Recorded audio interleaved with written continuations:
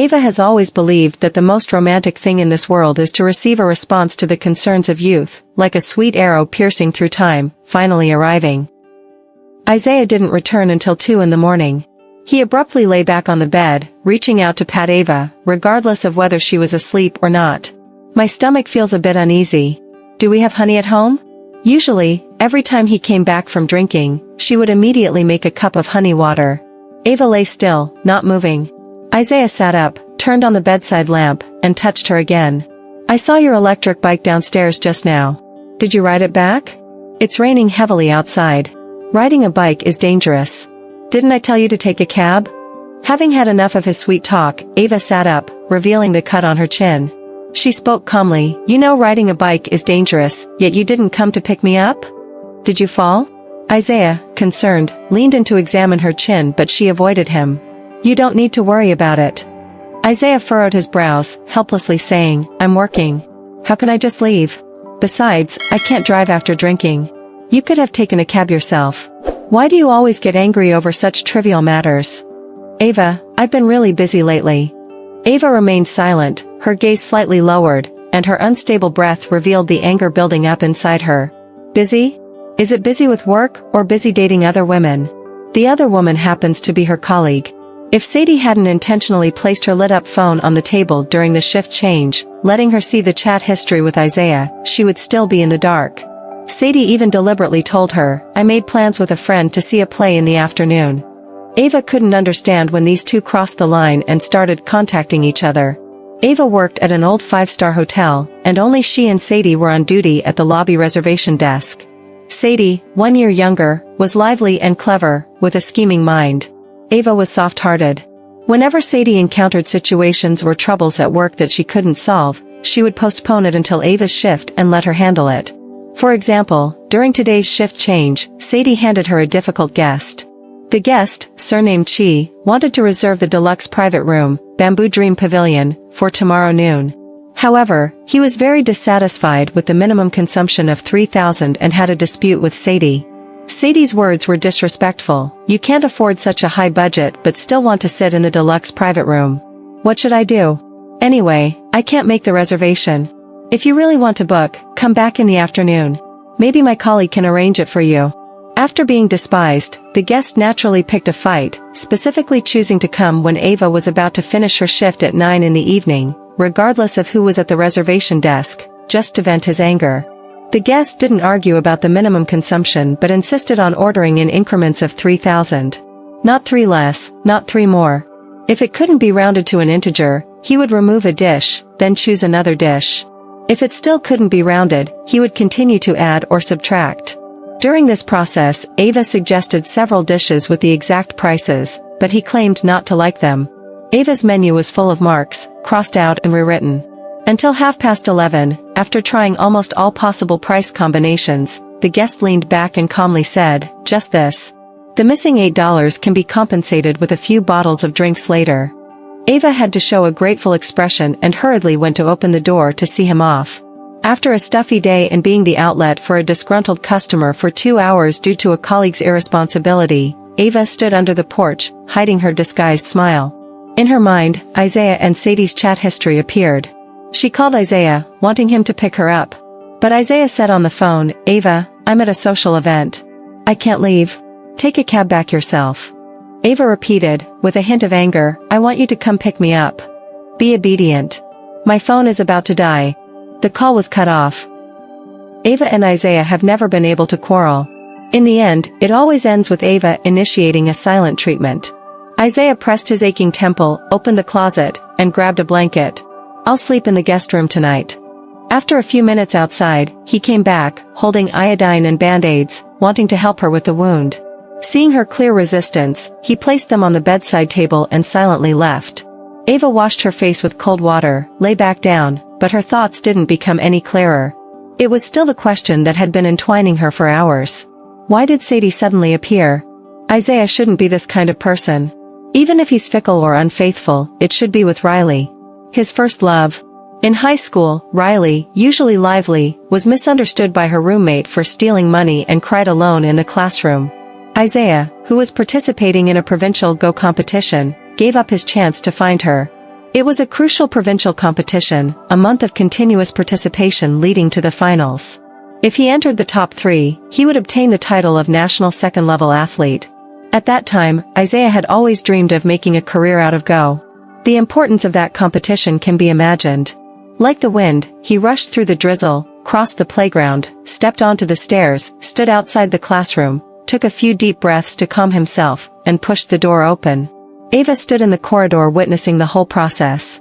The sharp breath that Isaiah brought as he passed by her hadn't dissipated. At that moment, she felt that her affection had been materialized. In their tumultuous youth, there was no place for Ava. She concealed her secret admiration, more restrained than any girl hiding her feelings. She only dared to sneak into Riley's QQ space and look at her daily records. In Riley's diary, Isaiah's image was particularly vivid. He prioritized Riley above all else. When she frowned, he understood without her saying a word. On a rainy day without an umbrella, he would go to the library to pick up Riley, and in the small world he created, she would happily run and splash water. When she was anxious before exams, he would rent a doll costume, sneak into the classroom, and give her a bunch of purple hyacinths. She didn't like the school's food, so he would find ways to buy from outside every day, and her desk was never short of fruits and snacks. Ava lived below Riley. Every night, she would hear them talking softly on the phone. When Riley acted cute, his refreshing and indulgent voice would intermittently come through. Ava often felt dirty, unable to control herself from identifying with Riley, fantasizing that Isaiah liked her. Today, Isaiah has indeed become her boyfriend, but she found that he couldn't treat her the way he treated Riley. He would give all his unrestrained interest to Riley, pamper her like a princess, but with Ava, he wouldn't be as attentive. Faced with anything, he would ask her to be understanding and sensible. The more it was like this, the more Ava couldn't help but repeatedly open those long-forgotten old-year diaries. They now had an ironic meaning, making her understand that she was just someone's second choice. As the day dawned, Ava was about to fall asleep. Suddenly, the faces of Riley and Sadie overlapped in her mind, unraveling the puzzle that had troubled her all night. The two of them had many similarities, equally stunning, equally lively and playful.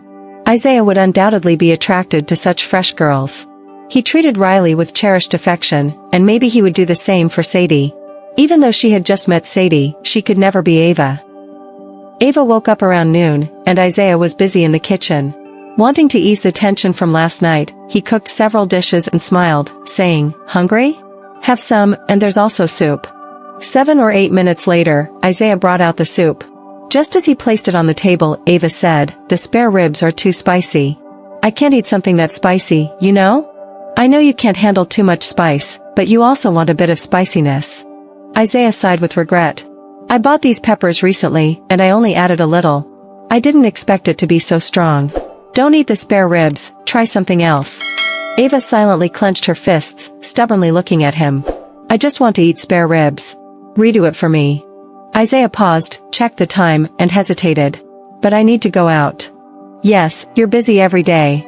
Ava put down her chopsticks, avoiding eye contact. Isaiah pulled a chair next to her, speaking softly, "Mainly, I have to go somewhere today." "Okay, go ahead." Ava stood up and went back to the bedroom. After a quiet moment in the living room, the sound of Isaiah leaving was heard. The last bit of hope in Ava's heart shattered. She looked at the glass jar with paper stars on the bedside table and felt increasingly ridiculous. After graduating from college, someone in the high school class group suddenly mentioned a class reunion. Everyone was busy, and only half of the people attended the dinner. Riley didn't come, but Isaiah did. She learned that they broke up in their sophomore year, and everything had changed. Isaiah sat next to Ava. It was a coincidence that hadn't happened in the 3 years of high school. Soon, she understood that it wasn't a coincidence. While everyone was chatting, Isaiah opened a bottle of coconut juice for her, smiling gently. "A few days ago, while sorting through old things, I accidentally broke a bottle with stars and found that behind each star, there's a sentence. Ava, I've never noticed your feelings. I'm truly sorry." The boldest thing Ava had ever done was in the year of high school graduation.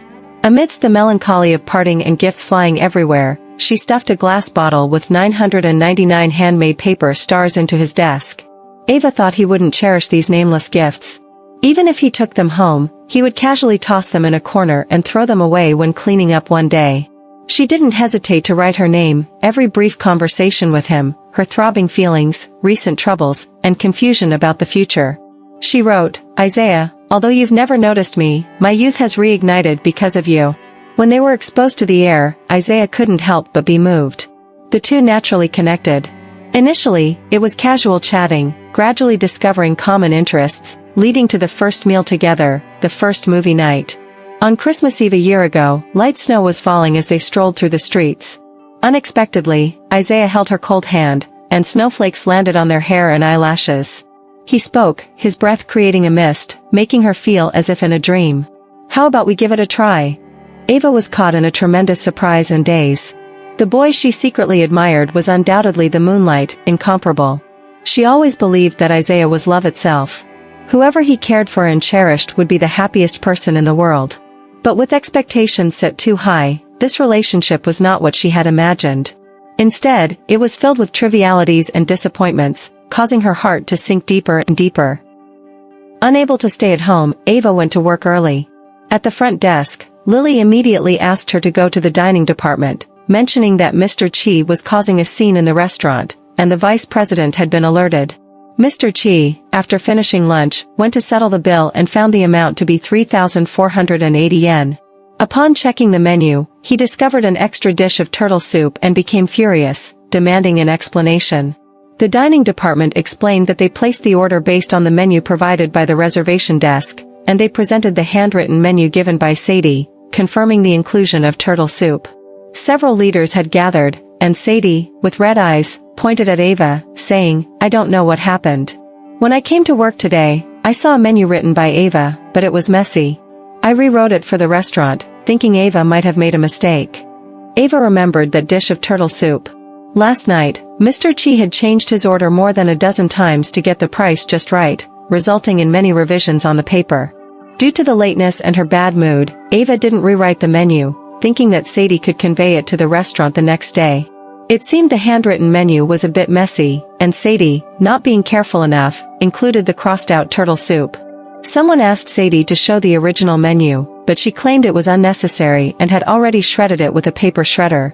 No evidence. The vice president, with an imposing manner, asked Ava, "Why didn't you use an iPad for ordering? Our hotel is not like small restaurants outside. Everything has to be done according to the rules. Or do you think your handwriting is very nice?" Ava glanced at Mr. Chi, who was still angrily complaining. He intentionally made things difficult yesterday to see her calculating the bill without using an iPad. Ava really wanted to explain, but all eyes felt like surveillance cameras, and she couldn't utter a single word. Another reason was that Sadie was the niece of the dining department supervisor. The final resolution was that the turtle soup was comped, Mr. Chi got a 30% discount, and the losses were deducted from Ava's salary. She hated her own timidity and cowardice, unable to assertively defend herself like others. Later, the vice president called Ava to his office for a private lecture. Returning to her work position from upstairs, she saw Isaiah, who had arrived at some point, sitting at the reservation desk. Sadie hadn't finished her shift yet. Holding a small cake and swaying her hips, she charmingly approached Isaiah, smiling brightly, "I absolutely love the desserts from this place." Seeing Ava, Isaiah stood up to greet her, "I bought some bread and cakes from your favorite dessert shop." Ava's gaze was entirely focused on what Sadie held. Sadie, in return, looked at her with a teasing and innocent smile. Were these two playing her for a fool? Isaiah opened his arms and gently embraced her, saying warmly, "At noon, I went to the supermarket to buy spare ribs and chili. When I got home, you were already gone. Don't be mad at me, okay?" Ava's frustration filled every fiber of her being. She replied with a sarcastic tone, "I should apologize to you for my unreasonable behavior, making you go through all this trouble."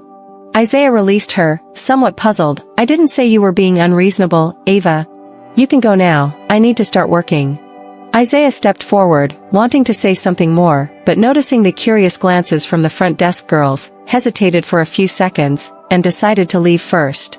Seeing this, Sadie followed him out, turning back to say to Ava, "Ava, I'm off work. I'll catch a ride with Isaiah, okay?" Ava, catching a glimpse of Isaiah leaving, remembered something from Riley's diary. Once, Riley and Isaiah had a big fight. Emotions ran high, and Riley spoke harshly, pushing him away. The next day, when she went out, she found him waiting downstairs all night. The words on the computer screen blurred, and Ava became angrier and more stifled. She picked up the bag of desserts and walked out of the hotel's main entrance, intentionally creating some commotion, drawing the attention of Isaiah and Sadie, who had just walked a short distance from the porch. Ignoring them, she abruptly tossed the desserts into the trash can at the entrance and turned back into the hotel. Lily approached quietly, saying, "Your boyfriend has been leaning against the car smoking for quite a while. What's going on between you two?" Ava looked outside. Sadie had already left, but Isaiah was still there. From a considerable distance, she seemed to see his furrowed brow. "That girl Sadie is lively and slick. I see her staring at your boyfriend very intensely." Lily reminded her in an elder's tone, "Ava, you usually look quiet and easygoing, but facing your boyfriend, you're surprisingly a bit petty. But being willful also depends on the right timing. At a crucial moment like this, making a scene will only push him further away." Ava didn't agree with Lily's use of petty and willful. What right and ability did she, Ava, have to afford such luxurious vocabulary? She only knew that she lived in deep water and a blazing fire, hesitating and indecisive. Countless times, she wanted to break free, disregarding everything. However, the fuse was damp, and she was a mute thunder. Nevertheless, despite the countless internal conflicts, she was unwilling to lose Isaiah. Even though she couldn't get Isaiah's favor, he had taken root and sprouted in her heart since she was young. Eradicating it would be like pulling out flesh and bone. Ava started to reflect on herself. Isaiah must think she was dull and uninteresting, unable even to cry when angry. After all, everyone liked lively people, just like how she liked Isaiah. With this thought, she forgave Isaiah's unfaithfulness a bit. Ava forced herself to detach from pessimistic and negative thoughts, booked 2 movie tickets, and sent a WeChat message to Isaiah, asking if he wanted to watch together in the evening. Isaiah quickly replied, "Sure, I'll pick you up after you finish work." In the latter half of the movie, Ava took out her phone to check the time and discovered several missed calls and WeChat messages. Opening WeChat, in the family group, her uncle's son had already mentioned Ava, sparking a heated discussion. Cousin said, "Ava, do you have any conscience? Back then, you even stayed at my place. Now, my dad is sick, and you haven't come once." Niece said, "My sister's presence has always been low since childhood." Aunt said, "Ava, the hospital has issued a critical illness notice. You should come and see your uncle." Uncle said, "Normally, you don't interact with us much, but facing such a big event, you don't show any courtesy." Aunt-in-law said, "These days, everyone in the family has been visiting the hospital. Your uncle occasionally wakes up, worrying that he hasn't seen you. You should come and let him be at ease." Exiting the group chat, her mother sent her a separate message, "Ava, why don't you go to the hospital, just to avoid them saying you're ungrateful?" Instantly, Ava felt the movie's volume was too high, almost bursting her eardrums. Ava's family situation was the worst among all her relatives. Her parents were weak and honest, never able to take advantage of others. Since Ava was young, they worked outside, leaving their daughter in the care of their grandparents. In the village, there were many left-behind children. Ava had friends outside, and when she returned home, she received the love of her grandparents, so she had no worries. After graduating from junior high, her grandparents passed away one after another. Ava got admitted to a high school in the city, and coincidentally, her uncle's family lived near the school. Their son was in college, and they had a vacant room, so they willingly offered to let Ava stay with them. Ava's parents were very grateful, instructing Ava on many things and continuing their work elsewhere. Ava, in turn, was very appreciative, always diligent when returning home from school, doing whatever housework she could. Ava was slow to notice that something was amiss, and it was already 3 months later when, during a shower, she caught a glimpse of a shadow outside the bathroom window. The window, which was never opened, had a crack wide enough for someone to see through. Her uncle's house was on the ground floor of an old residential building, and the bathroom window was not far from the rear perimeter wall of the compound, a place rarely visited by anyone. At first, she thought it might be a stray cat, until she noticed that her uncle would return from outside shortly after she finished showering. Subsequently, she realized her uncle's gaze on her had become strangely indescribable, and his words were sometimes boundaryless. Ava didn't know how to handle it, becoming more and more frightened. For a period, like a cat catching a mouse, she remained on guard, never going out when she was at home. One night, while sleeping, Ava suddenly woke up, sensing someone lying beside her. Gathering courage, she finally called her parents. The next day, her parents returned to their hometown, and the 3 of them sat in silence for 2 hours in a restaurant outside. Finally, Ava heard her father ask, Did he? Ava looked at the table, shaking her head. Her father sighed heavily. Back then, we just thought staying at the school was too stifling for you, wanted to give you more freedom. Who knew that bastard wouldn't do anything right? Tomorrow, your mom and I will go and arrange for you to stay at the school. This seemed to be the final result. Ava found it hard to believe. And then? Her father knew what she was asking, avoiding eye contact. Her mother held her and cried, Ava, what else can we do about this situation? If this goes public, your reputation will be ruined. Who would believe that nothing really happened? A few years ago, we borrowed money from him to rebuild our house in the village. We haven't paid it back yet. He is also your uncle. If this gets out, how will our whole family get along? Fortunately, it's not that serious. Let's leave it at that. Not that serious? Let's leave it at that? Ava remembered the face of that hateful man, propping herself up on the table, retching. On the day of moving out, Ava packed her things at the fastest speed.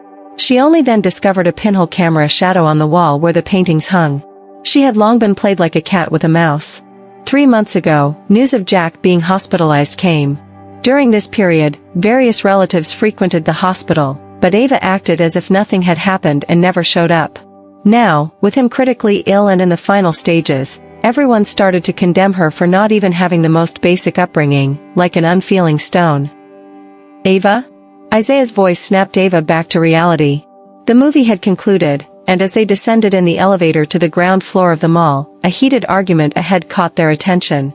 People were dispersing, but a crowd was forming around an intense dispute.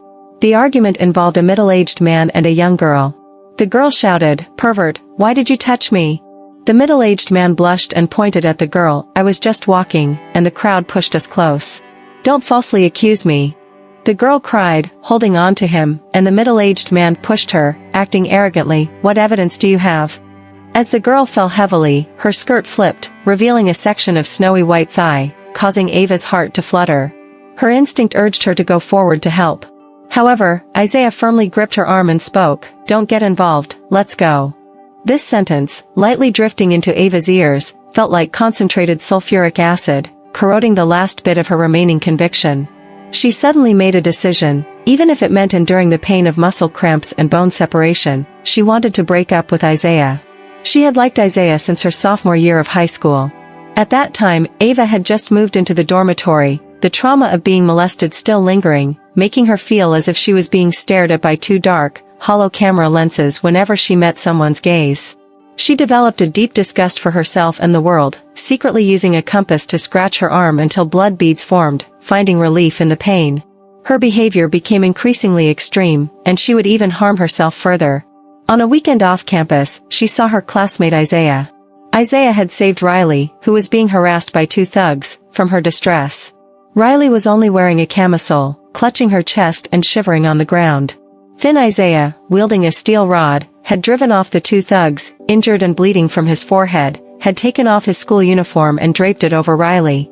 That was the beginning of Isaiah and Riley's relationship, and it was also the start of Ava's secret admiration.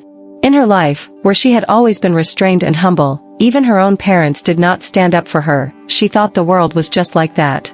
Until she saw the fearless and passionate Isaiah, a spark of hope was ignited, and she saw the other side of the gloomy clouds.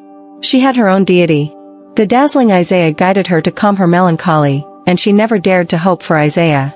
As long as he was there, she could find solace in memories and fantasies when she encountered difficulties. Later, Ava got Isaiah, and she thought, what a great fortune it was.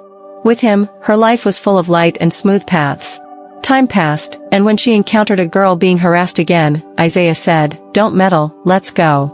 With accumulated grievances, along with this incident, her faith collapsed. He was no longer the Isaiah she liked. She didn't want him anymore. After all, how could she have the Isaiah from before? Someone like him would never look down on her. She was only worthy of being picked over and discarded. The stifling heat hit them as they stepped out of the mall. When Isaiah heard Ava suddenly say, "Let's break up," he initially thought he misheard, but the determined look in her eyes made him realize it was real. "What's wrong with you again?" Isaiah's tone was somewhat impatient. Ava calmly stated, "I'm serious." Isaiah waited for her to continue but, not getting any explanation, he shrugged in confusion. "So, you plan to end it with just a few words?" "You have to give me a reason," Isaiah insisted. Ava struggled to find the right words and finally admitted, "I'm not happy with you." Isaiah treated this revelation like a joke. "I always thought you were a mature girl. At our age, being in a relationship means facing life's challenges together, not acting like elementary school kids, arguing over trivial matters. Breaking up over such things is unnecessary. Ava, I've always looked towards the future with us. I hope you won't let meaningless emotions consume us," Isaiah said in one breath, ending with what he thought was a wise piece of advice. "Life is already tough. We should leave behind such childishness. We're adults now." His words felt like a tentacle burrowing into Ava's ears. Suddenly, she wanted to cry, but her eyes remained dry. Over the years, people assumed she was composed and tolerant, but they didn't know the pain and bullying she endured since childhood, unable to release those emotions through tears. "So, when you chose to be with me, you thought I was a suitable candidate for a stable and virtuous wife, right?" Ava asked, suppressing her emotions. "Am I right? Of course, those are your strengths. When choosing a partner, people look for the shining qualities in them. What's wrong with that?" Isaiah defended. "Of course, it's wrong. Everything is wrong. I don't want these labels of being stable and virtuous." Ava burst out, feeling like a branch about to break under heavy snow, her voice cracking. "This is not the love I want." "What kind of love do you want then? Just say it plainly," Isaiah urged. Ava opened her mouth but couldn't find the words. Throughout her life, Ava was labeled as quiet, proper, gentle, and tolerant every time she entered a new environment. These labels stuck to her, making her feel easily manipulated and bullied. Isaiah chose her, just like those assertive colleagues did. Ava yearned to be someone opposite to these descriptions, someone like Riley, Sadie, or anyone else. She desired a love that wasn't bound by weighing pros and cons, similar to Isaiah's love for Riley. How could she express these feelings? It would only reveal how she coveted him over the long years, like a beggar seeking pity. Isaiah's patience reached its limit. "If you have something to say it straightforwardly. Our communication efficiency is really low." In his eyes, Ava's emotions and actions were unpredictable. Except for the first 2 months of their relationship, Ava's state became increasingly erratic. It seemed like everything he said was wrong. She became unhappy, often sulking, sometimes exploding. However, most of the time, like yesterday and today, she would say a few disjointed words, stubbornly riding her bike in the rain or throwing things into the trash bin. He often couldn't understand what made her angry. Just now, they watched a movie, and he held her hand. She even smiled at him. He thought the conflicts of the past few days were finally resolved, but now she was talking about breaking up again. Feeling that she had a lot to say, but seeing her slowly calm down in the face of his provocation, Isaiah softened his attitude. He approached her, took her hand, and said, "Let's go back and talk it out." Not resisting, Ava followed him, as if riding in a car with the surroundings rapidly flashing by, hazy and powerless. The former Isaiah, shining brightly, was someone she couldn't match. The current Isaiah considered practical considerations, and she couldn't adapt. She knew she didn't deserve a good life but couldn't entirely convince herself to bow down. This less-than-ideal love would only continue to strike her fragile shell. If it didn't break today, it would break tomorrow. She had to cut ties and save herself, returning everything to the beginning to catch her breath. As they approached the parking lot, she suddenly pulled her hand back. "I'm not going back. I'll find a place and move out as soon as possible." "No, we haven't clarified things yet." "What do you want?" he asked in confusion. She lifted her head and said emphatically, "I want to break up, now, immediately, right away." It was the same again. Faced with a conflict, she didn't want to solve it. She cherished her words, ending the conversation at will and giving orders. Isaiah looked at her, feeling deeply frustrated. "Are you sure?" Ava decisively said, "Yes." "Fine, if you want to break up, I won't serve you." Isaiah raised his hand, turned around, and walked away quickly. Watching him leave, Ava felt lost. What should she do now? Where should she go? She racked her brain, finally coming up with a preliminary plan. Tonight, she would stay in a hotel, take a few days off to find an apartment, and move out from his place as soon as possible. The family situation, however, did not give Ava a chance to catch her breath. After the last family group condemnation, where she chose not to respond, her aunt dealt a heavy blow in the group a few days later. She claimed that when Ava moved out of her house years ago, she discovered a missing gold bracelet weighing 40 grams. Aunt said, "Back then, considering she was young, I didn't want to make a fuss about it. I kept quiet, thinking of maintaining harmony in our large family. Who would have thought that now, with her uncle in this state, she doesn't even show up? I don't need to cover for someone with such a morally corrupt character. This revelation stirred up the entire group, and harsh accusations were directed at Ava, painting her as an ungrateful thief. Her mother called, crying, "Your father and I are facing accusations every day, unable to say a word. Even though you're the one who has been wronged, now they're saying such things about you. We're powerless. Ava, should we just give in? Fortunately, it's only this once. Once he's gone, this matter will be completely forgotten," her mother suggested. Ava tightly gripped her phone, took a moment, and replied, "Tomorrow, I'll go to the hospital." The next morning, in the hospital room, amidst disdainful and angry glances, Ava stood pale-faced next to the hospital bed. Jack, tormented by illness, looked far from his usual self, with yellowish skin, sunken eyes, and a body that seemed reduced to mere bones. He expressed relief and affection in his gaze, weakly saying, "You came, that's good. Ava has grown so much. Are you just planning to stand there in silence?" Her cousin stood with crossed arms, glaring disapprovingly at Ava. Ava licked her dry lips, the words "uncle" not coming out. "I've been busy with work these days," she finally spoke. Her aunt snorted coldly, slamming the teacup heavily onto the table. Others, who had previously criticized her in the group, now fell silent, observing and scrutinizing her. Ava looked towards her parents, who stood a bit farther near the window. Her father hunched over, gazing outside, and her mother nervously rubbing her hands as if repenting for some wrongdoing. Ava felt her breath getting caught. She turned and walked towards the exit, colliding with Isaiah just about to enter. "Ava?" Isaiah concernedly reached out to support her, noticing she was covered in cold sweat, as if she had endured some form of punishment. Ava's ice-cold hand tightly grabbed his sleeve. In a soft, pleading voice, she said, "Take me away." Isaiah was called over by Ava's mother. When they first started dating, Isaiah took the initiative to visit Ava's family, and Ava's parents could see that Isaiah was entirely different from their family. Ava's mother said to Isaiah over the phone, "I suddenly feel that Ava may not be able to withstand this." As the wind rushed in through the car window, Ava exhaled a breath. She noticed a round glass jar in the center armrest box containing paper-folded stars, colorful ones that she had meticulously folded one by one. Isaiah tried several times before finally saying, "That day you mentioned the state of being with me, not being the love you wanted. Over these days, I've been thinking about what your ideal love is. I couldn't figure it out. Opening these stars again, only they can help me understand some of your inner thoughts. I divided them into several parts, placing them at home, at the office, and in the car. I used every bit of free time to unfold and read them. Do you remember the first time I discovered words in all these stars? I was particularly surprised, couldn't believe that someone had liked me so sincerely. This time, it's the same feeling. So many stars, so many words. I can feel your delicate and beautiful emotions and concerns. But why are you so awkward and pessimistic in reality? And why suddenly suggest breaking up?" Ava's heart was caught in a huge vortex, with no intention of discussing love and relationships with him. She turned her head and looked out of the window until Isaiah said, "I think I understand now." Ava's eyes trembled slightly.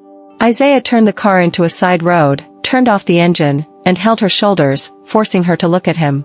"You liked the 16 or 17-year-old me, the one who was wholehearted, sincere, and fearless, right? So, you can't stand it when I didn't pick you up after work due to social engagements, you can't tolerate that I didn't immediately agree to remake that pork ribs dish, and you can't accept that I refused to rescue that harassed girl. All of this makes you feel like I simply don't like you, right?" Yet Isaiah accurately speaks out the truth that she kept buried deep down, a truth she can't even admit to myself. She feels as insignificant as an ant, yearning for that version of him. It's a ridiculous situation. But even ants have hearts. Just because she can't have it doesn't mean she should endure a suppressed and overlooked life. "Please, stop talking." Ava resisted, trying to break free. Isaiah pressed harder on the back of her head, locking eyes with her, every word carrying weight. "But, Ava, I can't be that 16 or 17-year-old Isaiah anymore. The present me considers circumstances and acts accordingly. But this doesn't mean you should doubt my sincerity. That social engagement was something I worked hard for over 3 months, and it was about to pay off. I thought about your hotel being in such a bustling location, with convenient transportation. I thought that sealing this deal would allow us to fully pay for the house by the end of the year, and I could propose to you. The next day at noon, I originally planned to visit my grandmother in the hospital. So, when you suggested redoing the spare ribs, I hesitated for a moment. Later, I decided to comfort you first and then go to the hospital. But by the time I bought the ingredients and returned, you were already gone. As for the harassed girl, she has some psychological issues and often falsely accuses others of harassment. Last time I made it to the news because I got too emotional and hurt someone with a knife from my bag. I saw the security approaching, so I pulled you away. But even if the security hadn't come, I would have acted according to the situation. Isaiah tapped a few times on his phone and presented a news article from half a month ago in front of her. Ava vaguely recalled seeing this news but didn't remember the girl's face and didn't connect the dots. You don't often communicate with me, and over time, my desire to share decreases. I forget to tell you about plans and thoughts like these. Ava's eyes quickly welled up with tears, feeling overwhelmed. Don't think that explaining every detail will make me believe you. You've obviously been involved with Sadie for a long time. Sadie? Isaiah was puzzled about how the topic shifted to her. Why do you suspect something between me and her? Perplexed, he took out his phone, opened the chat with Sadie, and showed it to Ava. They hadn't exchanged more than a few words, and it was clear that Sadie was making advances unilaterally. I noticed her intentions and ignored her, but I was still figuring out how to tell you about this, considering your colleagues. Ava sat back in the passenger seat, realizing that perhaps everything was just her imagination. Isaiah got out of the car to smoke, giving her some time to digest. Ava's gaze turned to the jar of stars. She took one out and slowly unfolded it, revealing a small inscription with a quote she had once copied. Cowards are afraid of happiness, even touching cotton can hurt them, and sometimes they are also hurt by happiness. As if a hand had forcibly pushed her out of a deep cave, she saw the light and clear flowing water at the source. She had been wrong. Ava has always had more thoughts in her heart than words she can express. Faced with anything, she interprets herself in a position of undeserving first. Isaiah's desire to buy a house quickly stemmed from her previous statement that her family had always rented houses from childhood to adulthood, and she longed for a home of her own. Although Isaiah didn't redo the ribs promptly, the dessert he bought that day required a 2-hour advance reservation. She saw the cake in Sadie's hands but didn't realize that Isaiah had thoughtfully prepared gifts for all the front hall staff. She had always assumed that Isaiah and Sadie were secretly involved, staging a grand betrayal in her mind, but she never thought to ask. She always believed that people should first protect themselves and not always act heroically. However, when faced with danger, she naturally thought Isaiah should face it head-on. Upon closer reflection, Isaiah had always been protective of her. In over a year together, she never cooked, never cleaned, and never even changed the trash bag in the bathroom. He had a stable temper, always treating her gently even when she silently threw tantrums. Despite all this, she still felt dissatisfied, not enough. She found fault in him for not being romantic and considerate enough, for not treating her 100% like he treated Riley. Ava saw Isaiah as redemption, thinking that hiding behind his armor would make her better. But love is not the answer to life, she has to rely on herself. Otherwise, in self-doubt, sensitivity, and suspicion, happiness would slip through her fingers, hurting herself and others. Ava got out of the car and said to Isaiah, who had just extinguished his cigarette, "Take me back to the hospital." As the relatives hadn't dispersed yet, Ava heard them still discussing her before she went in. Ava pushed the door open and, under the astonished gaze of everyone, returned to Jack's bedside. The courage she mustered to enter had been full, but now she felt nervous again, her words not as smooth as before. She addressed everyone, saying, "The reason I haven't come to see Jack is because I hate him. During my freshman year, I stayed at his house, and he didn't just peek at me once, it happened multiple times. It wasn't until that I realized the gravity of the situation. On the day I moved out, I even found a hidden camera installed in my bedroom. To this day, I still have nightmares." The crowd was shocked, and Jack, in bed, stared with his hollow eyes, urgently defending himself. "No, it's not true, don't listen to her nonsense. I'm not lying." Ava pulled out a golden bracelet from her bag, its color shining brightly. "Do you remember this bracelet? It's the hush money you gave me the day I moved out of your house." Ava couldn't forget his smug face, certain that she wouldn't dare to make a fuss, and unwilling to accept it, he forced it into her backpack. "Why have you been so insistent on seeing me since you got sick? Isn't it just to see if I, the one you once humiliated, still dare not speak out? Jack, this is your karma, you deserve no peace." Ava slammed the bracelet onto the covers, a weight she had never known how to handle, pressing down on her. Jack was hit like a stone, wailing and sobbing, as if holding on to his last breath. "Don't listen to her, she's slandering." Auntie sneered. "Ava, you're trying to explain why the bracelet is in your possession, aren't you? Your way of saving face is quite clever." Cousin, awakened by this statement, stood in front of Ava, demanding loudly, "Ava, how dare you slander my dad like this? It's despicable. Say my dad molested you, show us the evidence, or I'll sue you." Ava's face turned ashen, looking as if someone had thrown a handful of dust on it. She claimed molestation, but had no evidence, and the bracelet seemed like a lie a thief would fabricate to prove innocence. Someone snickered. Ava's mother rushed over and hugged her, crying out, "What Ava said is true. Back then, her father and I were timid and afraid. We didn't let her make a fuss. Child, you've suffered."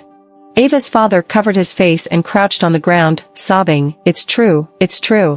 Auntie sneered, "You, normally so honest, are now playing such a dirty trick together." Ava looked helplessly at Isaiah. Isaiah, surprised by her painful past, his eyes red with empathy, reached out to her. "Don't worry, we're stating the undeniable truth. Whether they believe us or not, it's up to them. Let's go." Ava felt a chill run through her entire body. If this great injustice didn't have a resolution, she feared she would fall into the same cycle as before. It couldn't just end like this. "Who says I have no evidence?" Ava looked coldly at her cousin, forcing herself to recall details, and when a memory struck her, tears burst forth. "Your dad has a mole very low on his belly." On the night Jack sneaked into her bed, she woke up and instinctively got up to turn on the bedside lamp, seeing his pajama bottoms half unbuttoned. After being caught, he panicked and tried to force himself on her, but she escaped by running out of bed, smashing the window with a chair, and drawing the attention of the neighbors on the second floor. "Can this prove it? Is it enough?" Ava demanded of Jack in the bed. "Dare you show everyone now?"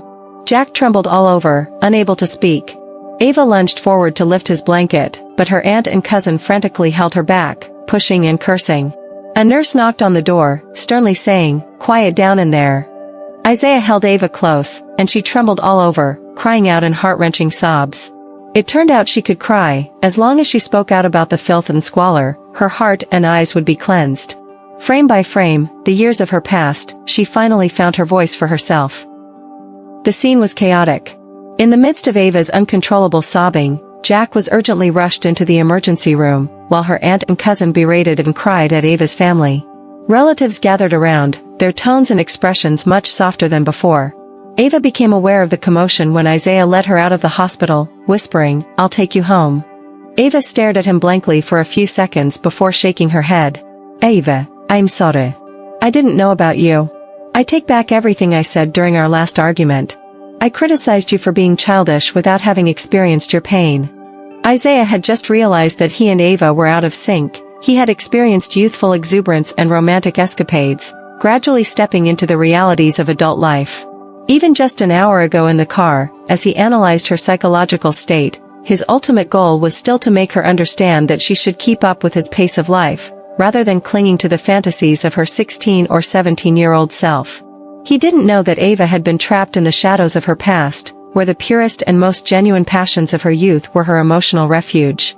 "I forgot that this is your first love, with the initial expectations of romance, and I treated you with a maturity that left you feeling inadequate."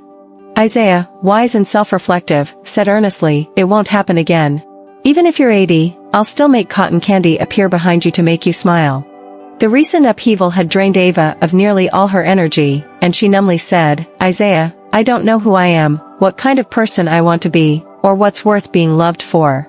How can I love you when I don't even love myself?" Ava returned to the hotel alone, collapsing on the bed for 3 days and nights, constantly pondering the questions she had raised for herself. She had never liked herself. There was always a resentful and dark thought deep down that her current appearance was due to the inheritance and teachings of her parents, as well as the harm caused by that scumbag. She wished she could rid herself of her essence, as if undergoing a drastic detox, regardless of the cost. Obviously, that was not possible. On the 4th day, feeling that she would waste away if she continued like this, Ava resumed work and went back to the office half an hour early. The first thing she did was to go to the Deputy General Manager's office to explain the situation regarding Mr. Chee's bill. She recounted the events in detail and presented evidence. After placing the dinner order that night, she habitually took a photo of the extensively marked menu. Although she hadn't sorted out the menu immediately, she refused to shoulder the blame that wasn't hers to bear. Just as she was about to leave, the deputy general manager stopped her.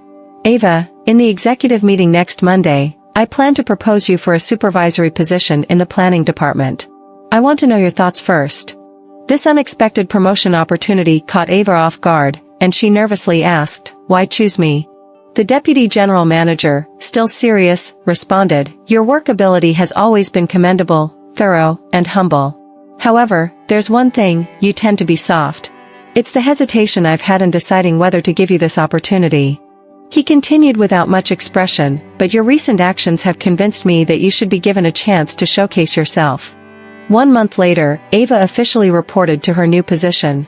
She decided to temporarily set aside things she couldn't figure out and let go of dead ends.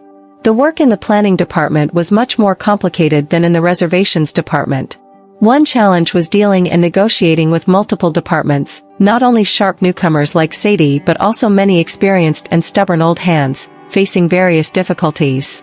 Gradually, positive evaluations started to circulate, noting Ava's gentleness, humility, and efficiency with principled boundaries. Ava found that, at some point, she had started to accept herself and made adjustments, such as overcoming her shyness. She used to believe that life had given her nothing good, but she now realized that people often make the mistake of comparing their lives to others and envy them. At the annual party, a slightly intoxicated Sadie opened up to her. "Ava, I really envy you. You handle your work beautifully, and your life is orderly. Unlike me, with a bad temper, always being willful, people say I'm scheming, and the leaders don't like me." People began introducing potential partners to Ava, and she became a beloved figure among the elders. On the first day of the Lunar New Year, when fireworks lit up the sky, Ava stood below her apartment building, looking up in awe at the beautiful spectacle. From accepting herself, she progressed to appreciating herself and eventually loving herself. With footsteps behind her, she turned around to see Isaiah. He brought his right hand from behind and handed her a cotton candy. Ava couldn't help but smile. "Isaiah, have you been waiting for me all these months?" "Of course, I've been waiting for you," Isaiah replied. In the past, Ava might have felt inadequate, thinking she didn't deserve such affection and questioning the other person's motives. Now, she no longer thought that way. She even had the audacity to say, "Well, you won't find a better girlfriend than me anywhere else." Isaiah laughed, his eyes filled with the colors of fireworks. "You've found yourself," he said. Ava nodded emphatically. Isaiah opened his left palm, revealing a new house key. "So, come home with me."